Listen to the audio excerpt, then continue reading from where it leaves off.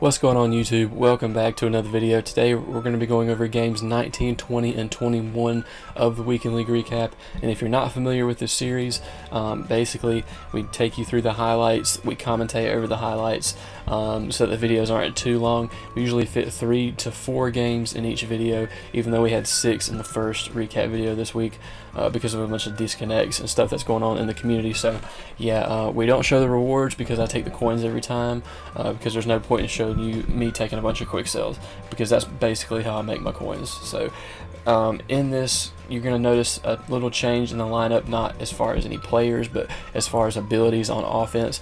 I know I'm showing the defense because I talked over it when it showed the offense, but basically we put tight end apprentice on Darren Waller so we could give him some extra hot routes so I could be able to create some extra route combinations and just to kind of throw off my opponent even more. So that's the main reason why I did that. And like I said, we are going to get that blitz Tyreek Hill. You're going to see that hopefully hopefully in next week, I guess. You know, not next week but the week after that when I start doing recaps again. So yeah, if you like this series, make sure to let me know, and without further ado, we're going to get into the recaps, boys. Let's get it. Alright, so heading into game 1 of this video, you see he has a little bit of a different lineup. He's got Chris Harris Jr. Not a lot of people have Chris Harris Jr., so he probably has a Chargers theme team, if I had to guess. So but the thing about this guy, he ran this little inside zone play, and I can usually shoot the gap and stop it, but for some reason I couldn't, so he just kept running it and running it. This is where I wish I had like inside stuff or something like that to discourage people from running it. But we get him to a 3rd and goal, and I think he schemed this because you see he put everybody on in routes because he knew I was in all-out man coverage, so that he just put everybody on in routes and then scrambled out to the right and got into the end zone, which is a really good strategy. It's a strategy that I've used before in past Maddens. So but unfortunately we don't have a mobile QB this year, so we have to stick with the pocket passing, making good reads, which I like playing like that this year. I feel like a lot of people do.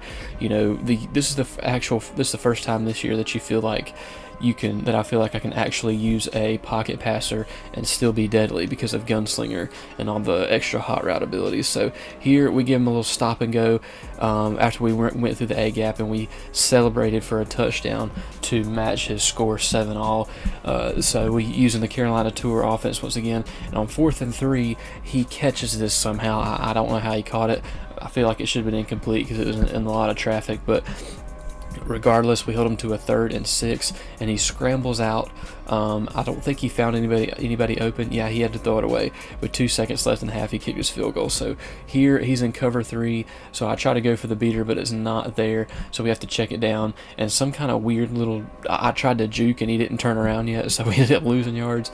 So we had to punt the ball, and on 3rd and 4 he does a little run play again, and it was just getting yards for him. So here I didn't QB spy my safeties, and he just ran the play once again. So we're fast forwarding into the 4th quarter because not much went down, not much scoring went down. So now we're down 17-7. And I tried to throw the crosser, but it was really just a bad read. I forced it. I got baited by the curl flat, and you know, that's how the games go sometimes. So I figured I was pretty frustrated after that, so I just basically quit out. You know, I probably could have made the game somewhat competitive if I would have just stayed disciplined and made my reads. But heading into this 3rd game, right into the 2nd game right here against Dakilla 3.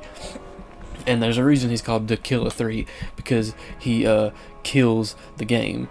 Because I don't know, I'm just joking, bro. I don't know if we DC'd again or if he just tried to DC us or what. I think we actually got the loss for that one. You know, if I'm not mistaken.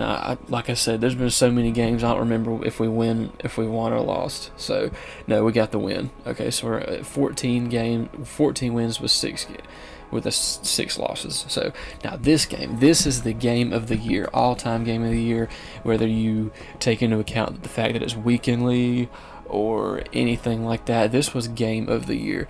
So most of the video is going to be spent on this game. So starting off on a 2nd and 9, he hits Terry over the middle, and then he gets a nice gain. Here he runs a cover 2 beater.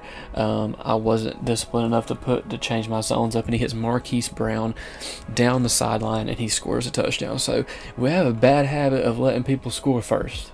okay? If you guys have noticed a trend here. So, we throw to Terry over the middle on 3rd and 22, gets into a 4th and manageable, and on 4th and 1, I feel like I should have had the catch here, right? I lowballed it, did everything right like I normally do on all low passes, and we just get an incomplete pass. So 1st and 10, he got good field position, almost done with the first quarter. He hits the flat to Reggie Bush, and he ran trips tight end to perfection. I will say that, because like I said, trips tight end is my kryptonite. So he hits the slant to Terry, and then he gets into the end zone, gets them up 14-0. So here we're in a 2nd and 8 at the start of the second quarter. We got to get a drive going. We can't be not finishing off drives. And of course, as I say that, we throw an interception. Interceptions, man. I've been doing really bad these last couple games as far as not turning the ball over. But here, I guess we're just mossing people now. I don't understand. Marquise Brown mosses me, and then he hits the 0-1 trap for the touchdown. So now he's up 21-0. So this is the biggest deficit I've ever faced, I think, in this weekend league so far. So at this point I would normally quit out, but I was like, hey, I really need this win, so we're gonna try to fight. We hit DK over the middle on the post route, and here I put Chad Johnson on a stop and go with slot apprentice, and because I noticed he was deep he didn't have any cover, any safety help deep over the middle, so it didn't look like the pass was open, but Brett Favre, that gunslinger 98 throw power, just fit that pass in there really good for me. So we got a clutch score before halftime, and here we lurk him on the halfback angle route to get us in good field position right before the 2-minute warning. So here we take advantage of the Carolina tour. We audible to FLN, I think is the play, and then we do a play action, throw to Chad Johnson, and we fumble. So I'm like, yo, you can't be giving me that. We already down 2 scores here, Chief. We can't be fumbling. So, it's unfortunate. He tries to test my user once again, and we get the user interception, but unfortunately didn't make much happen with that minute 3 seconds left. So starting off in the second half, we get the ball. We audible to weak close flex because of our change in personnel package, and then we just simply make a read and throw to the flats to Reggie Bush, and we get a simple first down. Now I'm showing these simple plays because that is what the Carolina Tour offense can do for you. You can audible down at any point to an under center, weak close flex, I form, close, or bunch base, which is also an under center formation. So here I noticed he was running zone for the first time all game, so I hit him with the cover 3 bomb to Raheem Mostert of all people, because I have Raheem Mostert at that wide receiver 1, so that I can audible down to my under center formations and run the ball if necessary. So here we give up a 0-1 trap to Reggie Bush. But like I said, that score puts us within 1 possession. He kept killing me with this 0-1 trap. Rightfully so, right? I wasn't defending it properly. So here we give up the flats, and his plan was to chew out the clock because instead of taking a touchdown, he dropped he hit the give up mechanic so that he could try to burn some clock.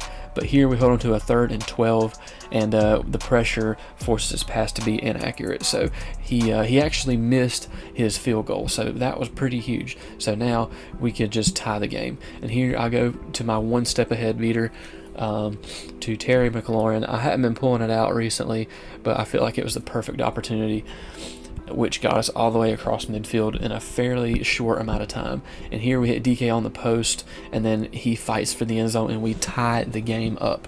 So very, very clutch for us to tie the game up right there. We got a little over a minute left into the game. He hits me across to the tight end on the 3rd and 9, and 1st and 10. He tried to lob it, okay, because he saw me not fully commit, but because Isaiah Simmons is so tall and fast, he can catch back up to that. So now with the clutch interception, we got to come up with a money drive. And we do exactly that. We hit the low pass to McLaurin on a play that I had never ran before, but And then I noticed he was sitting in Tampa 2 after playing man coverage all game, which is not what he should have done. We cook up the dot of our life to Chad Johnson on the sideline, and then gets us into field goal range so we can kick the game-winning field goal. So that was by far game of the year. We came back from being down 21. So yeah, in conclusion, that last game was by far our game of the year. We were down 21-0, and we somehow came back and won that game. I swear I could have easily quit that game and not had enough wins to get 16, or even 18 or 19 for that matter.